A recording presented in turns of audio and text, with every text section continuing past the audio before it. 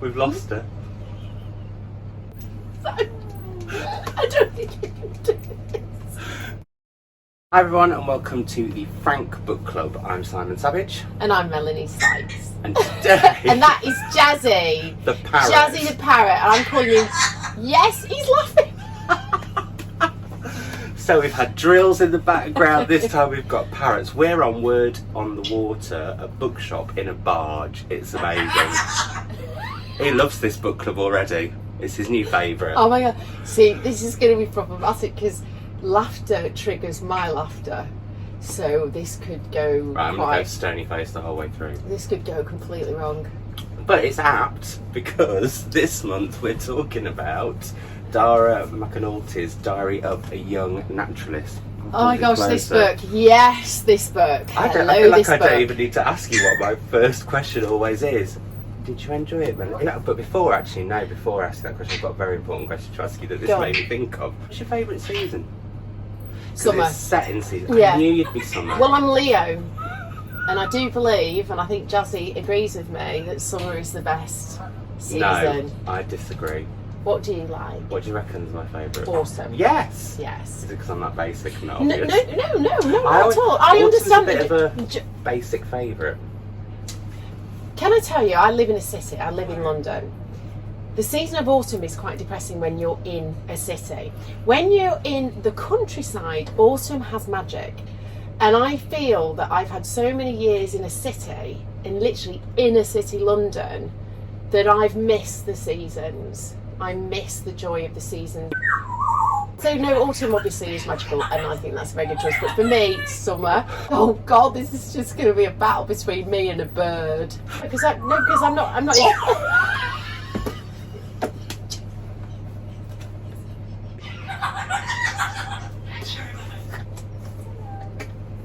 Oh, I did a hello. I'm sorry. We've lost her. I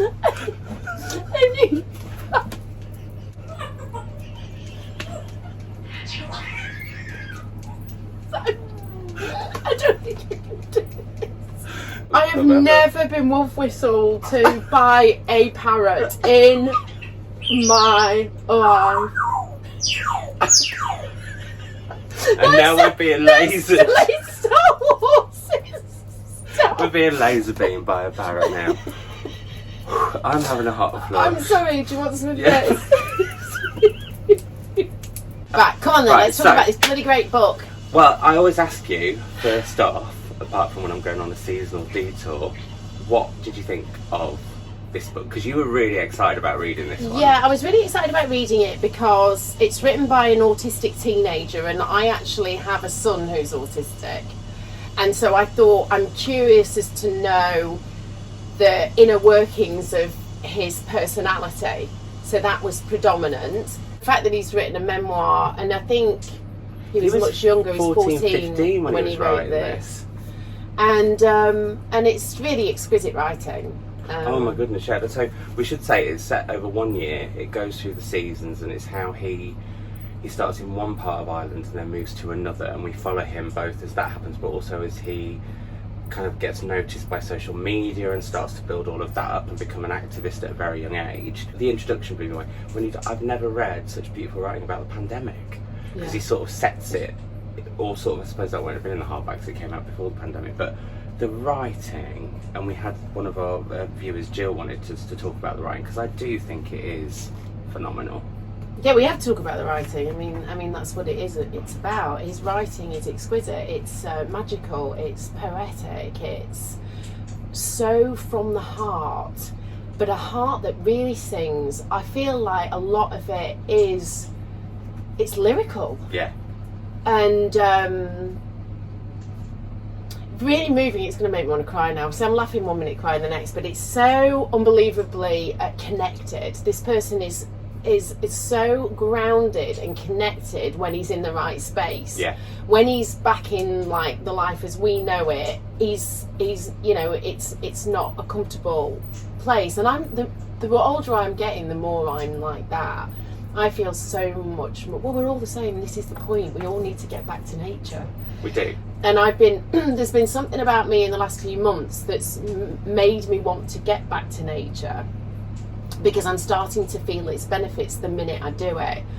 And this boy does that and knows where he's most comfortable, where he's more interested, where his brain operates better. And I love his descriptions of how the school system isn't set up in a way that's conducive to learning. He learns more outside than he does in a classroom, and there's so much to this book. It's the education system, it's grown-ups and how we're running the planet, it's autism, it's detailed natural nature stuff about animals. Like, his knowledge is unbelievable. Oh my god, and when he introduces an animal, it's not done in like a showy off way. He'll just introduce the animal, give you a little bit of history, but it's never like I've researched it. It's just passion. And that was one thing that I loved. He talked about how people with autism are often discussed as being obsessive or having obsessions. And one thing, and this is, you know, I have relatives that are autistic, and I've talked to you about that before, and I've been said in my time, oh, Beth's obsessed on this, or, you know, Angel's obsessed about that. And he said it's not obsession, we need to change that word, it's passion. Yeah. And that, I was thinking, that blew my mind. And it's one sentence in a whole book, and I was like, well, that's changed how I'm gonna engage with my cousin and my niece. But I just wanted to read 2 lines from just to say like how is, and I don't normally want to do that with books, but this made me want to do it. So when he's talking about spring, he says spring varies from space to space, but for me it's the sights and sounds swirling around my everyday, from sky to roots, that holds the most magic. That's like one sentence in the book. And then winter darkness, the ghost as it breathes the blast of freezing wind. Oh, done. It's beautiful. Yeah. Every sentence is full of that, and it just feels so natural. Well, it is, isn't it? It's what comes up and out of him. Yeah. And when he's describing it, you know, and some, you know, when you've got writers who sit and think, how can I make this sentence magical? I suspect this is easy and effortless for him to put it out there, because I've gone online and I've had a look at him and listened to him. Well, you listened to some of it on audio, didn't you? Well, I did, yeah, because I've started to do book club reads very, very soon to what, you know, when we're about to film. Almost as close as I do. Yeah. I mean, I'm never the morning of, because that would send me into an absolute panic. Bad boy. But I realised, because my memory is so bad, there's no point in reading it 2 weeks before we record. So I finished it yesterday, but I had a crazy day yesterday. So I listened to a lot of it on audio while I was doing whatever I needed to do. And oh my God, to hear his voice talk about these things it just brings a whole other level of beauty. And it's extraordinary. It is, and from the very beginning, it's so beautifully done. And I think I've not read that many own voices, autistic narratives, be they fiction or non-fiction, and I found this so insightful. And the way, like, it broke my heart a little bit when he was talking about friendship. And friendship, I think, is something actually we all not struggle with, but, you know, you never know exactly what the other person's thinking, but it's when he talks about like how hard chat can be, because when he wants to chat, he really wants to chat, and then people are like, no, I don't want to chat them. And that, putting it all into different perspectives for me, I just found that so insightful, so moving, but also, as it goes on, so hopeful, because the bullying bit really got me. Yeah, the bullying is horrendous. I just can't believe he had to tolerate that for so long. And that really chimed with me. I got bullied horrifically at school, like beaten up to the point we had the police involved, and it was all about me being gay. And that always chimes with me in a book and will set me off. But they move as a family, and the way he writes about how that makes him so anxious, because his dad is the only one in the family who doesn't have autism. Yeah, so he's got a sister and a brother and the mother, and the father is the only one who's not on the spectrum. And the way they operate as a unit is so extraordinary, and the mother is so inspirational to me. And I know a bit about how you have to, when big changes are about to happen, especially when Tino was younger, even going on holiday, I needed to tell Tino weeks before, showing pictures of the caravan, pictures of the coastline where we were going to go and stay, or if we were flying somewhere, pictures of the plane, pictures of I had to prepare him for that, so that when we got to it, he felt already acclimatised to going. And it's just stuff like that. I think it's a handbook for mothers who have children with autism. It's a handbook for stuff, actually, as well, I'd say. Yeah, sorry, I always fixate on mothers because I can only speak for myself. Yeah, but I think I love the relationship with his dad. who isn't the autistic one, and how he deals with it as well. I thought that was beautiful. And also, it's such a book about the love of family, but also just, again, he even with his siblings, he writes about how different autism can be in the different ways. The term stimming, which I haven't come across before, but I just found it like a fountain of information, but just in this beautiful way, while we've also got all this amazing writing about nature. And I loved even little things like when he describes a wall is a world to a beetle, or like he talks about the joy of blackbirds or robins. It's not, I mean, kites are a big thing, but it's often about just the normal bits of nature. But I didn't realise how nature and birdsong to somebody with autism would give them a routine. But actually, then I was thinking, in the summer when blackbirds sing, it's one of my favourite things, because we have 4 male blackbirds that sing all down our street, and it's just joyous. I mean, other people are like, oh, shut up, but I'm like, oh no, that is... No, I'm out hanging out the Velux window listening, ready to fall off. Whereas magpies we don't speak of. Oh, really? I hate them. Why? They scream, they screech, they attack the cats. Okay, oh right, okay, that's a bit aggressive, isn't it? It is very, but robins as well, and just those little joys, and how we don't observe the routine of nature and how grounding it can be if we do. Yeah, no, absolutely. I mean, I got really into what they call them, being a twitcher. When I was early 30s, I got really into bird watching, and just, you don't believe me, do you? No. I'm being serious. No, because but also I was thinking, I was a twitcher when I was younger. Oh, right. And it's just something that we also have in common that I didn't know. Yeah. So my brain was doing both of those things. Well, that's it. And it came to me obviously in my 30s, so it's quite late. But It's never too late to be a twitcher, Melanie. Never too late to be late. And it was actually funny because Bill Oddie came on Des and Mel, and I gave him this really dogged book of his to sign, and he went, "You use it?" I'm like, well, yeah. He thought I was going to hand him a pristine book. It was actually, corners turned over, and well read, well loved, well read, and well used. So yeah. So I it's funny because birds up close and personal. Actually, I've been all right with him today, but I'm usually a bit nervous. Got a bit of a bond. Yeah, I think there's a vibe. There's definitely a bit of a vibe. Whistle hasn't happened for me.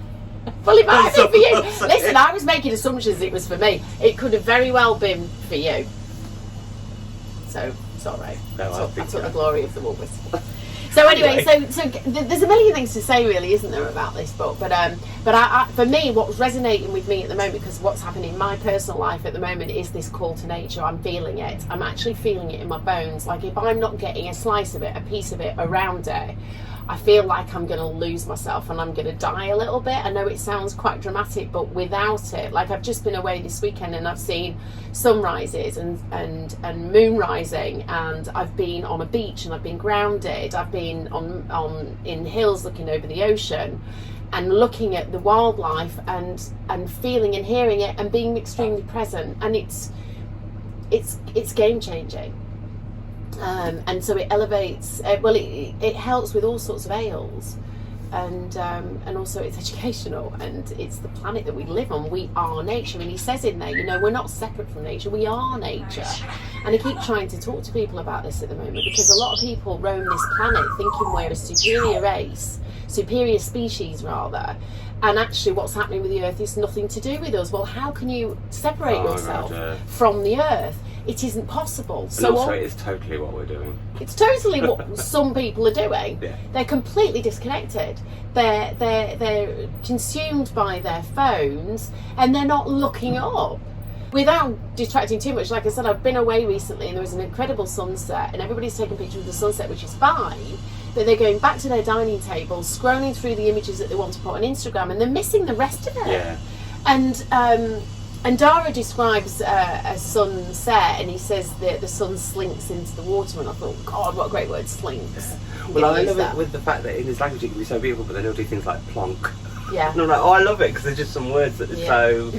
Well, they perfectly describe something. But they're not words that a lot of authors would use. People would take out, whereas I like the fact that plonk was plonked in there somewhere. Yeah, plonk is so good. But I think as well, nature's something I think we forget about sometimes. So, like, I have very few memories before I was 10, because something happened and I've lost them. But one memory I have is that do you know what my first pet was? I just had a pet duck.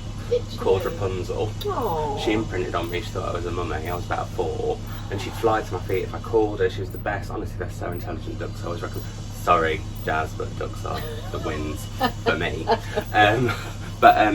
I sort of forgot about that. But then I realised, like when I first met my in-laws, they had a pond, and I think there must have been 30, 40 frogs. I could not. I mean, they thought I was a bit Simple Simon, basically, because I was just like.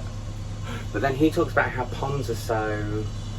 They're like nature's telly, because you just get lost in them, and we forget that, I think, a lot of the time. And actually this year, and we talked about this when it happened, I went camping for the first time in ages in the middle of nowhere, and I thought I was going to hate it, and I absolutely loved it. I'm going back in a couple of weeks. Yeah, because it's medicine. But it's medicine. There's no Wi-Fi. There's no signal. But that's what I mean. It's exactly medicine. It's medicine because that's your natural state of play. All the rest of it is bullshit. Sorry, but it is. All the way we're living is not how we're supposed to. We are animals, and we were roaming around the countryside and picking berries and living and surviving and doing very, very well. And now we live in a toxic society that's killing our earth. It's literally killing it. And in the process, we die. And that's the future. And also, that's what's happening if we don't sort it out. Well, also mental health, and that's something that he talks about in this book, is that mental health is probably the worst it's been, almost in an epidemic level. Is epidemic the right word? We're having like a mass of mental health issues. Yeah, I think it probably and I think is. That's because we're not ingrained in the earth as much. We're too busy comparing ourselves on social media or checking how many likes we've had or and we've sort of lost. We're living in this false social media world, which I admit I add to, and it's part of my life for various different reasons. And there's lots of. I know it's funny, but you promote reading. There's nothing wrong with that, honey. You're not promoting. I don't know. I can't even think of something like, I don't know. Something awful. Something awful. Something that's toxic to the planet. No, but still, I think that there is that thing where, because I was talking to you earlier about like how social media by its nature wants you to make people retain it wants you to retain other people on it. That's the content it rewards. And I think we forget that sometimes, and we can get quite into like, but sometimes you just need to step away and say, I'm not doing that. I've not been on Instagram as much recently, and I've quite enjoyed it. Well, well, it's amazing to not. I mean, it's great. It's a great tool for business. Isn't it weird that we all turn around and go, I've had an Instagram break and it was amazing. Like it's some sort of, I should get a medal. Yeah, I know. You don't need a medal, though. You just need to do more of it. I wanted a medal. Oh, sorry. Is there one knocking? No, there isn't. There's these lovely phones. I've got my eye on those. Typewriters. So something came. No. Something came to mind when we were talking as well, and there's a moment in it that really it hurt me. Was that Dara was out and about, and he saw a mother on her iPhone or phone, and a little boy had picked up a conker. I know what you're and he was showing his mum, look what I found, and she literally picked it out of his hands, told him, oh, it's a dirty thing, and threw it. Now there's nothing dirty. Conkers are bloody beautiful. And Dara actually went to find one and took it to the little boy and just handed it to him and told him what it was and where it was from. And Dara hopes that boy will always remember that moment, which of course he will. Yes. Which of course he will. And it could change the trajectory of that child's life. And that's what Dara's going to do. Yeah. That's what Dara does when he appears on TV, with his Twitter account, with his book, and whatever he does in his life. He is going to re-educate and bring people back to what's important, and that is such an amazing mission to be on at such a young age. I'm in awe of this person. This book really helped me. Yeah. It helped me as a human being. It helped me as a mother of an autistic son. It helped me on so many levels. Yeah, I think, and also what that bit that you mentioned about the conker, I also really love that, because also it showed how he changed. Because you remember earlier in the book there's a bit about a feather that's described as being dirty, and he rages. And it's one part of his autism is that when he can't deal with his feelings, it just rage. And instead of raging like he would have previously, just a year before, he goes and gives that boy the conker and says, right, this is what it. And I just thought that was a beautiful moment on so many. I mean, this book, thinking about it like that, makes me want to cry. I just think it's a really precious I do. Just like beyond. I've already I've already sent a copy to a friend of mine already. I want well, now we're doing this, everybody's going to read it, go read it, go read it, do it for your soul, do it for the planet, do it for everything what's that's so good. lovely, we didn't get as many questions on this book as we normally do, but what we did get more than any other book that we've done is just people saying, it's now my favourite book of the year, it's now my favourite book of the year, this is one of the best books I've ever read, and I think that's so powerful about it. And I mean, it went on to win so many awards, and I do want to say, slightly controversial point, it's published by Penguin now, but I actually want to give a big thanks to Little Toller Books, who originally published it and took a chance on it, because I don't think anybody else wanted to at the time, and then it went on and won all these awards. And that, I think, I want to put that out there, because I think sometimes the little publishers are forgotten, because as soon as something wins a prize, they have to have so many more copies and they can't do it, so blah blah blah. But so big thanks to Little Toller. What I find extraordinary in terms of obviously what you've just said as well is like, how could you not want to publish this book? I don't think I would imagine, I can't say, this is just me plucking it out of thin air, but I think they probably felt that people wouldn't want to read a book written by a 15-year-old almost telling, because don't forget, he's very critical of generations and politics, which I think is totally right. So am I. And also he made me have a think about certain things. I mean, the one thing that I found hard to read from him was when he was going places to do really good things and he was feeling guilty about the plane ride and getting there, which I know Greta has talked about a lot in terms of how that is for the planet, blah blah blah blah blah. Because I was thinking, yeah, but sometimes you've got to balance that up. Yeah, but he says that. Yeah. But he says that. He said there was no other way of getting there. I think he just quantifies the flight. But he said he felt so guilty about it, and I thought, no, it's about weighing up the fact that what.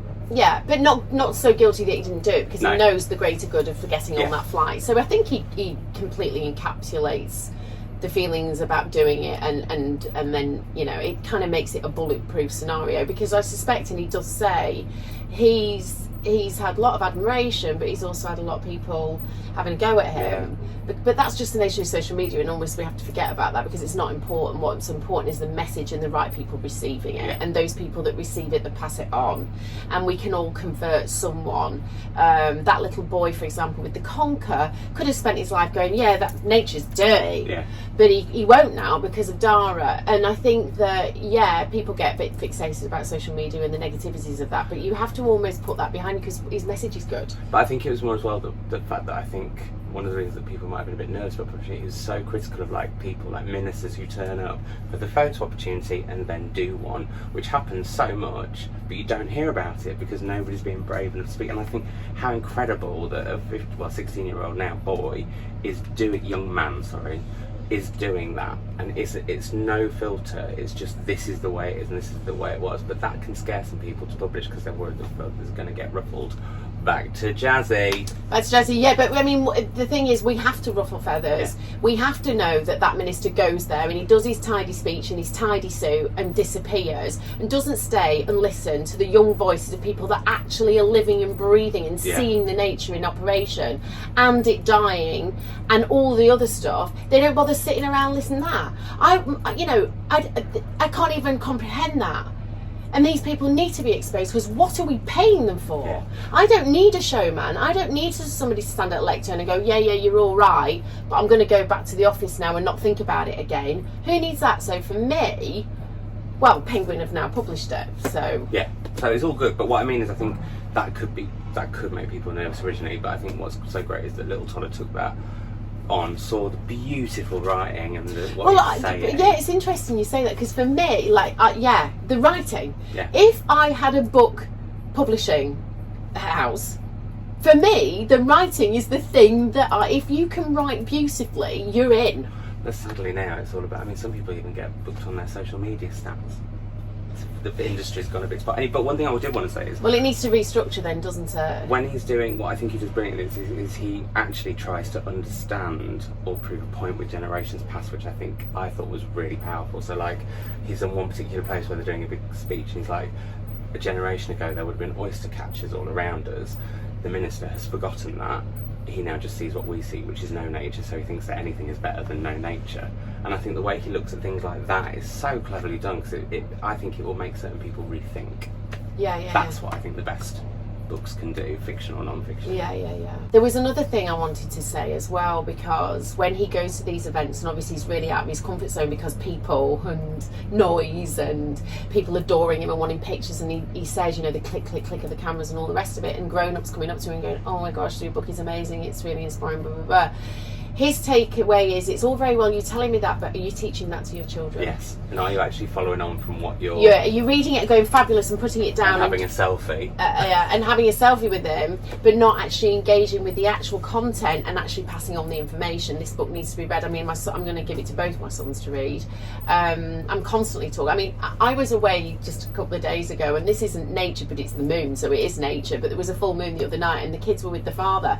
And I WhatsApped the father, and I was like, make sure the kids see the moon tonight, because it's a beauty. And I'm always getting them to look at the sky, getting them to see what's around them, and but you have to be actively involved. Love on your socials when you do your sunrises and sunsets. It just it brings me joy, and it makes me go and look at my own. Yeah, well, I want to remind people that's why I do it, because I've seen it. And if you're watching Emmerdale or whatever you're bloody doing right now, get off your arse. Other soap operas are available. Yeah, exactly. Rather you be outside doing something and experiencing life. Catch up. Anyway. Whatevs. Oh gosh. Next month you might find a new book club with Mel and Jazz. Yes, Elise appreciates me. Woo!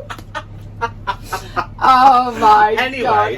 Just aside, there's something else I want to talk about with this book, which is I think the way he talks about education system is really, really important, and how it must be if you are autistic in a school where, like, it's almost like people go for what they think is the right thing to do. So it's like, why is everyone doing bright colours? Bright colours don't work for me, but also they might work for someone else on the spectrum, and that's what I thought.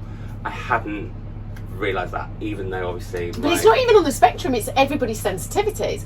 And he says the classroom hasn't changed in years. The world is changing completely, but the classroom hasn't changed. And he describes how the ideal classroom would be set up with this horseshoe environment, and he'd be sort of at the top of the horseshoe so he could see everyone, so nobody's behind, he can... but also how nature is our education. We sit there at a desk looking at text, but we're not actually looking at what's going out in the world, and that is the education.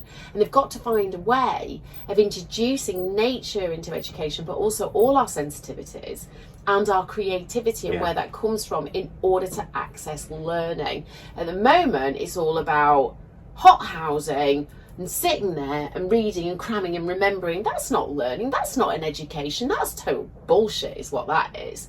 And he's got so many good ideas about how the future should... I mean, I want him to, like...